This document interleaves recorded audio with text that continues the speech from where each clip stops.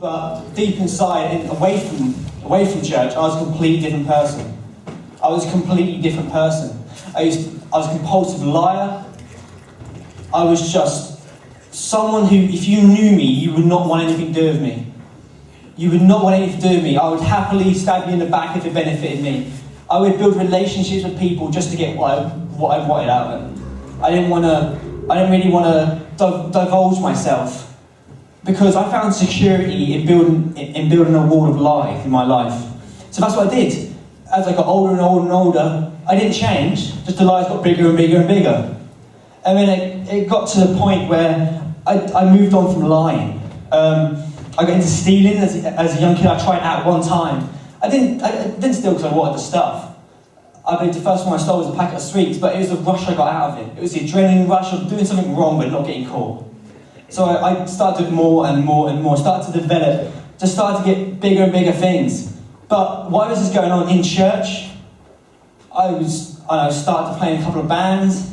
I started to be a normal church kid, as you would call it. But my heart wasn't in it. I had two lives. I had this face in church where I was a good person. Yeah, that's great, how you doing? But outside, I was stealing. I was lying. I was just a mess. My life was a mess. But the harder I tried to hide it, the harder it got. So the more I'd compensate for it. And so it got to a stage where I wasn't pinching small sweets.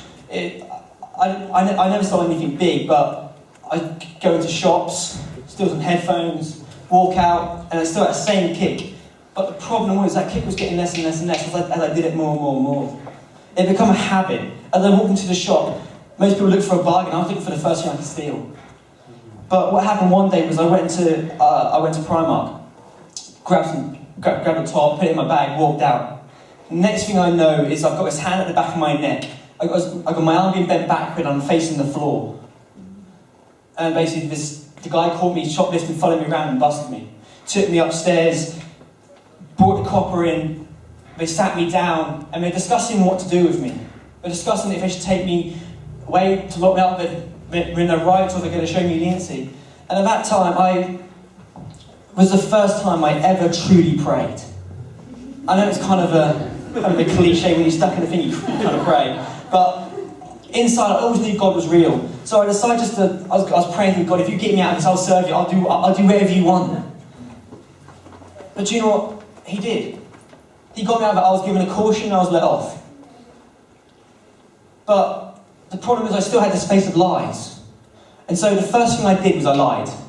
First thing, I phoned up some people who I knew, and I told this whole rigmarole of stories. I was in with these friends put it in my bag, and still I lied. I didn't want to, but I kept on lying, I kept on building this wall of just lies. And it was weighing down upon me. But the worst thing was people knew I was lying to them.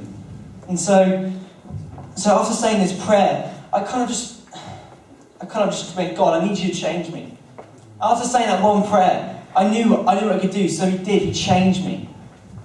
And do you know what, to this day, I thank him for what he did. I really do. I thank him for bringing me to that point where I needed to be. And do you know what, I thank him I said that prayer. And after that prayer of salvation, God has changed me. God has changed me from the man who was sofa surfing, not a job, nothing in his world, really, to a man who's got a house, who's got a car, getting a car, so he's got a house, got a job, doing driving lessons. My life is getting back up, and I thank God all for Jesus Christ. Come on! I did it for you too. Yeah.